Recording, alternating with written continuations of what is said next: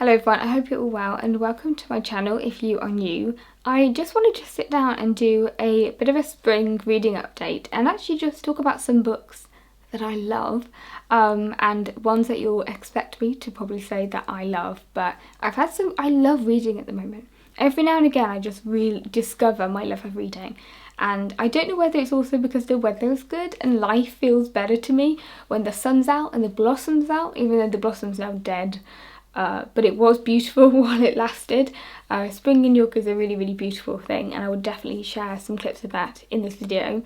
But I wanted to talk about books. I also wanted to catch you up with a few things I've been doing and a few kind of weekends that I've had, and just share some clips. And also talk about the fact that it is my 1 year in York, my Yorkiversary, if you will, my 1 year living in York after moving from London. And I feel like you've all been on the journey with me. Lots of you have been with me since I was first living in York and then saw me go off to London and then kind of return. And some of you have only ever seen me here. And so welcome if you are one of those people. Even though we were really familiar with York, it was such a big deal to move from London. And so I've always kind of been thinking, like, do I prefer it here?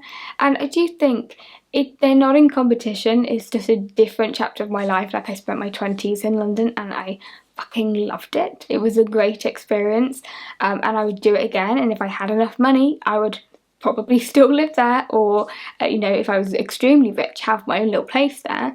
But I love York, and it is where I feel like home, and it's where I think Ben is also the happiest he's ever been, I think. And so it's all kind of worked out really wonderfully. And I also go to London really regularly for work anyway. Like, I'm in London next week and the week after, I think. And so I just see London in a different way. So I'm really excited to have a few more day trips, a bit like the day trip that I did when I kind of went around London doing a bit of a Virginia Woolf walk and buying Virginia Woolf kind of books and stuff. I need to really make sure I treat myself to days like that. But anyway, we have had our 1 year anniversary, and for the first time we've actually started decorating the house. Of course, you would have seen that over the time. In fact, I got a new bookshelf literally 2 weeks ago, I think, just to add on another mini bookshelf for all my hardbacks. And we've been kind of getting lots of things. So like the actual furniture we're all sorted with, because most of it obviously came from London, but we've actually started painting for the first time, along with getting Ben to paint with me until the early hours of the morning. We've also been celebrating our anniversary, and we finally went to Betty's, which was, we got a voucher from Ben's mum and dad the week we moved in to celebrate, and I think because there was so much other stuff going on with the house, we never went. And so for our 1 year, we went off to Betty's and had an afternoon tea, and it was delightful. Afternoon teas are my favourite things. I love the little sandwiches. I love sandwiches. I love how they're cut. I love the size of them. I love the ingredients. Because I do like trying the foods, but not when it's a big meal. When it's like a tiny little pie or like a little savoury eclair, I can get along with that. And so because you have all of that in afternoon tea, you also have scones, which are like my favourite food ever, even though I'm more of a fruit scone, and they did a lemon and something. Was it lemon and basil? There was like a savoury, was it even savoury? I can't remember, it was just lemon. A lemon scone and then a plain scone, and I would have loved a fruit scone. The only complaint I have about Betty's. Other than that, a beautiful experience. The next thing we did for our Yorkiversary was we went to the York Ghost Merchants, and we actually went to the one in, I think it's St Anthony's Garden, which Ben and I vaguely remember it from being a student. Like, it is such a beautiful little park. It is a little oasis, and you've got the walls all around it, and so people are kind of walking on the walls. So we went to the York Ghost Merchant Dispensary rather than the Shop in the Shambles. And I have kind of made a promise to myself that it's very much only me, will buy a ghost a year to celebrate our Yorkiversary. I love how I'm just coining Yorkiversary now. I say one ghost. I actually ended up buying 4 because, this isn't the one we bought, is it? Where have you come from? I think I've picked up the wrong ghost. Cuckoo in the nest. On my shelf they look the same, but this is the new ghost, not that imposter. So I got just 2 little ones, and basically Ben and I decided that we should get 4 every time, but we should pick 2 each, because I also want to start collecting the big ones as well, because I've always only collected the little ones, but now I also really want the big ones. I have a problem. So Ben picked up this very ghostly one, and this is actually normally the style that I would have picked. I tend to pick ghosts that are a very similar colour. So there's a lot of blues, there's a lot of greys, and just moody, like ghost coloured ghosts. And so I kind of want to try and get a little bit more playful with them, because I've always had this thing ever since I was a little girl that even though I'm really imaginative, if I was asked to draw a horse as a kid, to like colour in a horse, I would choose the realistic. I would go and look up not a brand of horse, a type of horse, a breed of horse, and I would colour it in like accurately. If I ever did any like history colouring in, I'd go and research them, then I'd colour them in accurately.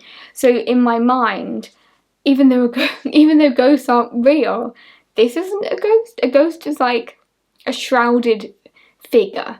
It's not a little playful thing. Anyway, I also obviously picked up then 2 ghosts. Ben picked up this really cool kind of like chipped, marbled, like cracked marble like one, which I really love this style actually, and we have one similar but not quite like this, and it's got kind of like blue and red, which I really love. And I bought their like special St Anthony's Garden ghost, which is obviously like the one that goes along, especially that you can only get in the dispensary, because I kind of like getting something a little bit different or like special to that place, I guess, and because it's our first trip I feel like I had to get one. But it's this really like beautiful muted like lilac purpley colour, and I just love them. So we have 4 new ones, and I actually ended up doing a mini like photo shoot with all of the ghosts, especially the 2 little ones, because they were more mobile, to be honest, and I had the most fun taking my camera not only just around St Anthony's Garden, but also then just taking these little ghosts on a tour of the walls. I took them to see a graveyard. They had a great time. Anyway, these are my new little ghosts, and I'm already looking forward to next year, where I can bring even more home. Keeping on the topic of anniversaries, Ben and I also had our 3rd wedding anniversary, and also our 9-year anniversary of us being together, because we got married on the day that we it wasn't like an unofficial date, it was kind of like when we met was the 4th of May, and so we also got married on the same day in 2022, so I kind of love that we have that date. But also our first official date, which is the day that I considered to be our anniversary for the longest time, is the 14th of May, and now I realise that that is also the publication day of Mrs Dalloway, so of course I would fall in love on the day that Mrs Dalloway is published, and obviously it's the 100th anniversary of that as well. So there's a lot of really important anniversaries going on. That one probably is slightly more culturally important than my wedding anniversary, I'll admit. Ben and I have started 2 traditions for our wedding anniversary, and the first one is the fact that we go to a photo booth. This is just a photo booth in Spark in York, which is like an outdoor food place, and we really like going to it. But we went there once randomly on our first wedding anniversary, and now of course we have to go every year, and because it's me, even though I just want this really to keep a nice, to have a nice picture to remember it, there are always multiple takes of us getting our pictures taken at the photo booth. But I'm also really well aware that having multiple, and when I mean multiple, I actually do mean multiple. I am aware that the idea of a photo booth is spontaneity. It's supposed to be fun. I don't think I make it fun for Ben or myself actually, but I really like having them to keep, and we frame them. We have last year's one on our fridge, and I will put this year's one also on our fridge, but I do really love doing it. The next tradition we started is to get an origami rose to mark each anniversary, and this started because this is by the Origami Boutique, and they did my bouquet, and I love them. They're amazing, and I just think they're so beautiful. I've bought quite a few special things from them, including like Christmas decorations, but now we get a little rose every year, and I think we're going to do it. I think Ben has said for 12, because then it's like a kind of a dozen roses. And I've got my other ones here actually because I brought them down. You can slightly see the passage of time in the way that one is slightly more brown than the other, which actually I think will be really cute over time. But the first one I had was Pride and Prejudice, and the second one was Jane Eyre, and the third one to mark this anniversary is another classic romance novel. It's Twilight, which I think is iconic and the perfect pick for me, and it's also an anniversary of Twilight this year as well, so it's actually just perfect. But yeah, at the moment I've got, you can buy a milk bottle when you get them, and so I bought another milk bottle so I would be able to have 2 in one, so I might get another milk bottle maybe in like 2 years time or something. But I really love them and I think they're beautiful, but also because it's the same roses that are in my bouquet, it just feels really special, and my bouquet is still on display, and it's like one of the things, along with my cats, that I would save in a fire. If you're watching this, like wondering when I'm actually going to mention books, they are coming. The next one is kind of book related, and it's actually a painting that my dad did for me. My dad is an artist. He does commissions for people's weddings and things, so if people get married in churches, whatever, he goes and paints the church. And he's painted me a picture of my old university that I'll insert a clip of, that I love. He did that a few years ago for me. And when he came up to see me recently, he completely surprised me with a picture of me outside York Minster Gate Book Shop, which is my favourite bookshop in York. If you can see a weird sticky thing here, just ignore it, because I accidentally put a package on it and like the stickiness of it came on, so I need to remove it from the frame. But it is me in my little mustard coat and my red berry, which was always my kind of signature thing, and I love it, and I need to decide where I'm going to put it. I think it's really thoughtful and just beautiful, especially because this is my favourite place in York, just me browsing all the books there. I'm also thinking this could be like, we'll see, if anyone would like this, let me know. I'm really tempted, my dad has said that I can take it and like make bookmarks from it or something, and so if anyone would like a bookmark with this beautiful print on it, I mean this is a lovely print, even if it, I mean you can't tell it's me, no one would know it's me. He's called it the Inkling, which is what he calls me, and it says love you, which I love obviously, but yeah, would anyone like a print, a little postcard, a bookmark, a mouse mat?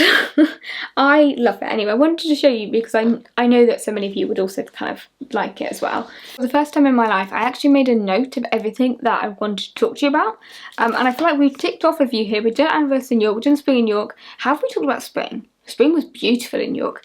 The blossom, I will insert some clips of the blossom. York is insanely beautiful and looks insanely beautiful in the sun. So yeah, I guess I can tick that off. I've talked about spring in York, definitely recommend. Picture from my father, yes. Bookmarks, yes. Now I want to recent reads apparently, and actually I will mention my little notebook because this is the first time I've ever bought myself a notebook just for my YouTube channel. Like, I've always just used a scrap of paper, a receipt, a back of a letter, like an important letter that I should have kept neat. I've just written on it, and I got my name on it as well. And this is also the first time I've ever had anything, I think, official, because we never changed our name legally because I couldn't be bothered. But it says Claire Fenby-Warren on it. It's like my full name. And so I've actually enjoyed making notes for videos because I'm really loving making them. But to actually have a notebook dedicated, I don't know why I haven't done it sooner. I've been making videos for a long time and I haven't ever written, I've never had a space to really make notes in. I feel like I must have done, but I don't think I ever had anything just dedicated for YouTube videos. So now I do. So back to my little list. I think I'll move on to the books now. This feels like a good transition away from my notebook to the books. The first book that I have to talk about and gush about is Jane Eyre by Charlotte Brontë.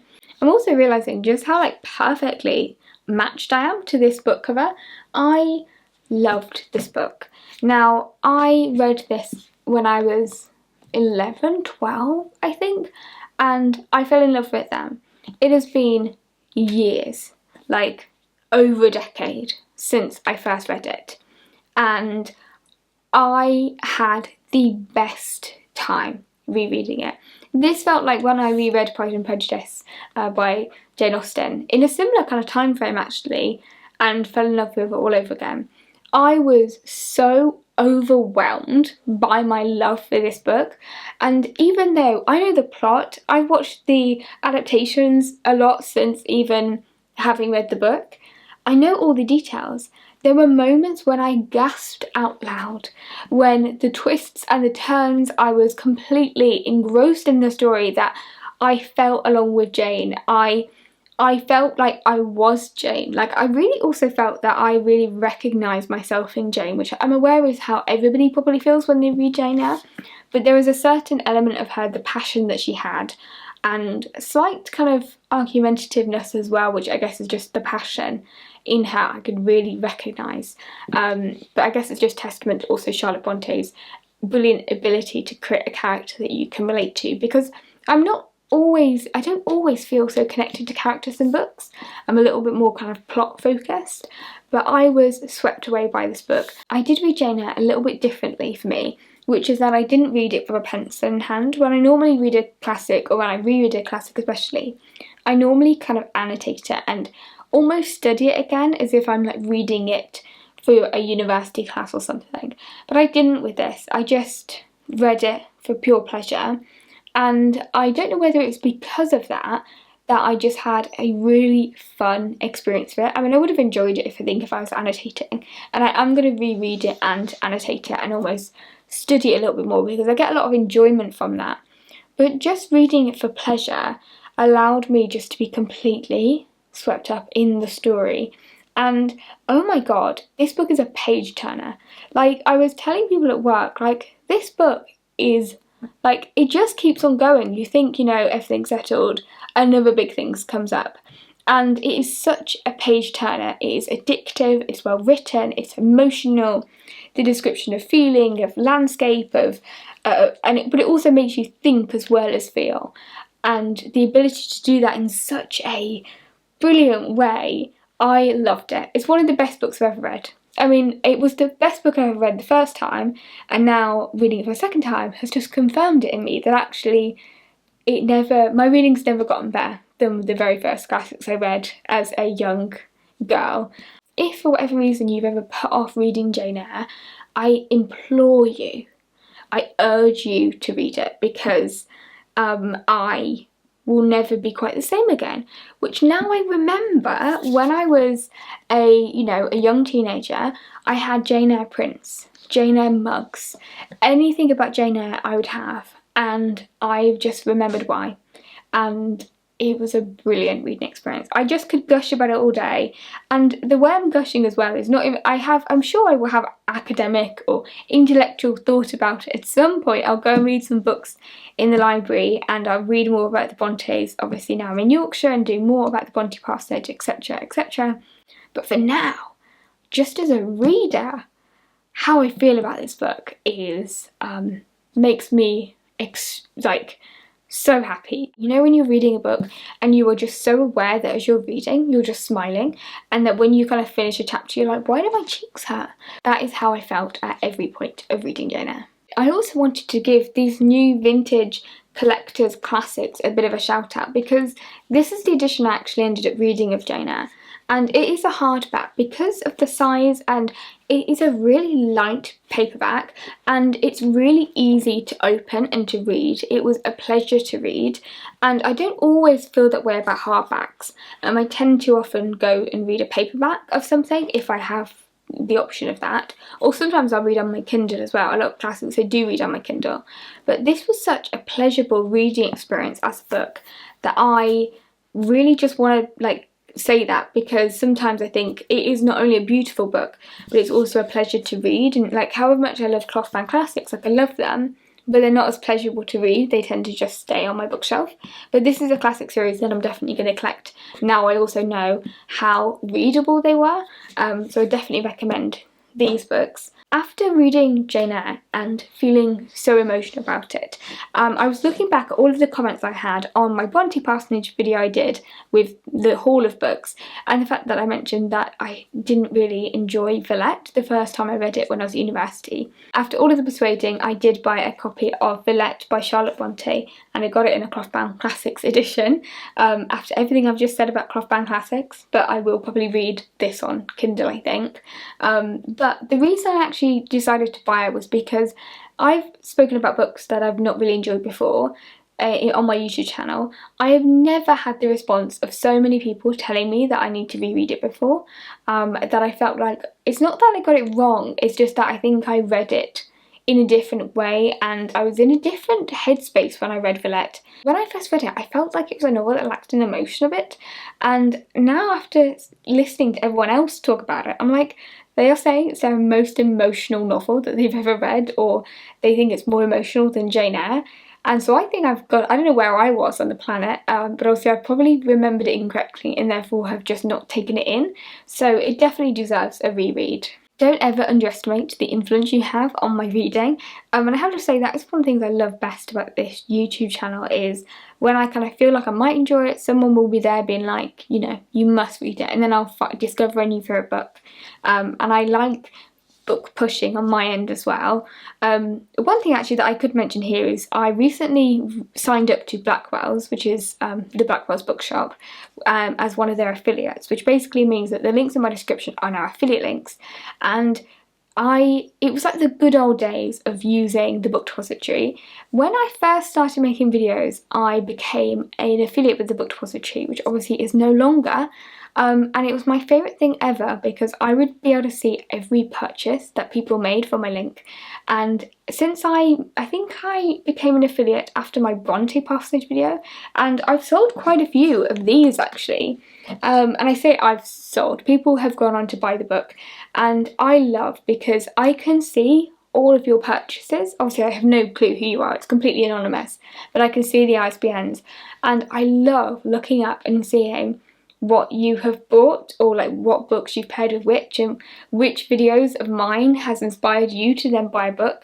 If you have ever bought a book because of my channel, thank you. Like, just in general, like, it for me is the most special thing anyone could ever do, is buy a book and read a book because they saw it on my channel. It makes me really happy, and so I am obsessed with Blackwell's affiliates. I think I've sold like £500 worth of books now, which I think is insane.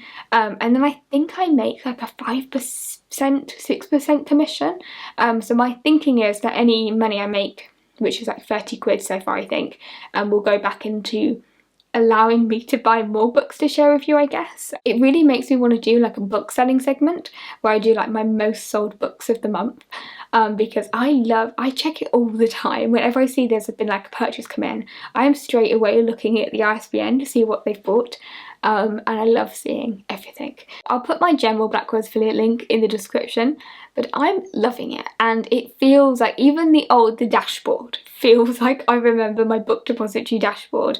Even like the code of the URL is the same, well not the same, I used to be called Reading Bukowski, that was my original channel name, and it was like / like !_aid equals Reading Bukowski, and when I'm editing my URLs to put them in my video, I automatically start typing Reading Bukowski and then have to redo it and put Fenby-Warren, which is obviously my actual name, but the Reading Bukowski keeps coming back, and I think I changed my channel name in like 2018, 2019 perhaps.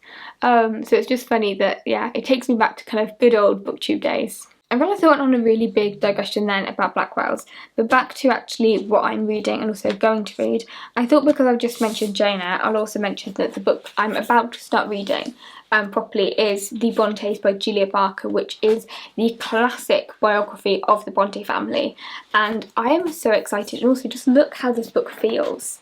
Like, I love the floppiness of it. I love when like books like this big are this floppy, so then when you read and annotate you can just kind of bend and nothing happens to the spine. But I'm really excited to read this, and I'm getting ready for my Anne Brontë month in June, where I'm going to be reading The Tenant of Waterville Hall and Agnes Grey, and just giving a bit of a spotlight to Anne Brontë. I'm obviously going to have to get over Charlotte first because I'm very much in a Charlotte Brontë mood, but I've got to switch it over in June for Anne, so I'm just going to enjoy Charlotte Brontë while I can this month. Going back to Jane Eyre for a moment, when I was kind of about to reread Jane Eyre, I was obviously worried that I wouldn't love it as much as I did the first time I read it, because I feel like that's everyone's fear, isn't it? And obviously it turned out that I loved it, and even more, and the fact that I'm obsessed with it now. I recently had almost the opposite experience with Pride and Prejudice, not the book, because obviously that is a book that I reread and loved, but with the 2005 adaptation of Pride and Prejudice with Keira Knightley. I have never been a fan of this adaptation at all. In fact, I probably would say that for years I actually think I disliked it, and it is because I'm stubborn. I get insane loyalty to things and can be very stubborn about stuff for no reason. It's a really annoying personality trait because I'm insanely loyal to things that I love, but to a point that it just doesn't make sense. Because of my feelings towards it and my strange kind of loyalty, I've never fully sat down and paid attention to it. It's always been on in the background and has just been something I've never really paid attention to, because why would I pay attention to something when I already have the perfect adaptation? Surely paying attention would be a betrayal. Because of my undying loyalty to Colin Firth, I never really paid much attention to the 2005 adaptation, to the point that I only ever watched it on in the background. I never like sat down and watched it. But the joy of the cinema, and also the reason that I'm very distractible, so one of the reasons I love the cinema is that I'm forced to sit in the dark with like can't use my phone with the massive screen. And I watched it with a friend who also had very similar feelings, and I absolutely loved it. I found it so funny. I felt it was so real and joyful, and I loved the characterizations of pretty much all of the characters. I loved Mr. Bennet, I loved Mrs. Bennet. I thought Darcy and Bingley, their relationship, I really liked Mr. Darcy in it. It was so funny and perceptive, and I loved the details, I loved the design, I loved actually pretty much everything about it. There are a few things here and there that I obviously prefer the Colin Firth version, and they shouldn't be in competition in my head. It makes me realise how dumb I've been for not allowing myself to fully enjoy something. It's like the childish part of me that's obviously still going, and I adored it. It was such a good film, and I'm really glad that I saw it in the cinema, because if I hadn't have done, I don't think I ever would have given it the attention the film actually deserves. So if you haven't watched the adaptation, please do, or if you never really liked it, I suggest rewatching it on a bigger screen.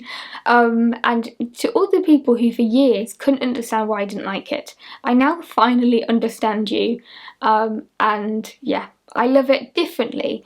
I feel like my Colin Firth one will always be my first love, in more ways than one, but I now also understand, like, yeah, the Joe Wright adaptation as well. Moving swiftly back onto books, of course my next read is now going to be Mrs Dalloway by Virginia Woolf, because on the 14th of May is the 100th anniversary of the publication of this book, and as you all know, this is my favourite book of all time, now kind of in competition with Jane Eyre, but it is my favourite book, and this is a beautiful re-release that Vintage have brought out with the original Hogarth Press kind of cover, or inspired by, but with the original Vanessa Bell cover, which this cover is so important to me. I have a poster of it in my living room, and I've also just ordered myself a necklace with this design on as well. So when that arrives, I'll let you know. But this is such a special book for me, and I'm excited to spend a whole day basically reading it. On that note, I've just finished reading Mrs Dalloway, Biography of a Novel by Mark Hussey, which is a text, literally a biography of Virginia Woolf writing the book, inspiration, the publication of it, the kind of reception to it, and I found it really interesting, and also the ongoing legacy of Mrs Dalloway as well. And so I really enjoyed reading this, and when I make some videos about Mrs Dalloway, I'll definitely be referencing this. But it's been a long time since I read kind of a piece of, I guess, criticism about one book, rather than just like an author's works, and I really enjoyed it. So I would recommend if you're also a massive Mrs Dalloway nerd like I am. I've also decided that after rereading Mrs Dalloway by Virginia Woolf, I'm going to reread The Hours by Michael Cunningham, which is also one of my favourite books, but I haven't read this. I read Mrs Dalloway and The Hours at the same time, the first time I read them. I did not enjoy Mrs Dalloway at the very first time. The second time I loved it, but I've always loved The Hours from the first read, but I haven't read it since, and I have read Mrs Dalloway over 20 times now at least. In fact, it's probably more on kind of 30 times. So I know it really, really well. Whereas I obviously loved The Hours, but I haven't read it since, so it's definitely due a reread. And especially because it was one of the books that was discussed quite a lot in Mrs Dalloway, Biography of a Novel, in terms of looking at the legacy of Mrs Dalloway. So I definitely think I need to read The Hours as well. And I might actually try and do both of them on the same day, because that's possible because they're both kind of really short. So let me know if you've read The Hours, because that is another recommendation that I don't think I've ever spoken about on my channel. Even though I think that reading Mrs Dalloway and other Woolf works really adds to kind of reading The Hours, it's also a novel that you can read independently of those books and still really enjoy it. So that would be enough recommendation. So after a bit of a Virginia Woolf May, I will be turning in June to Anne Brontë, because I'm doing a whole month celebration of Anne Bronte's work, starting with the Turn Up Vaudeville Hall, and the month is also really there to celebrate the publication of the anniversary of the publication of the Turn Up Vaudeville Hall. It's not as fancy of a number or round or significant number, but I feel like Anne Brontë has always been significant and she's just been a bit overshadowed. So that's what I'm planning to read in June. So they are all of the things that I've been celebrating personally, and also some author celebrations to look forward to as well. And also just enjoying York in spring and the blossom, and just living in such a beautiful city. And thank you to all of you for your support and recommendations, and I will let you know when I read Vilette and what I think of Vilette. I feel like there's definitely a video in that.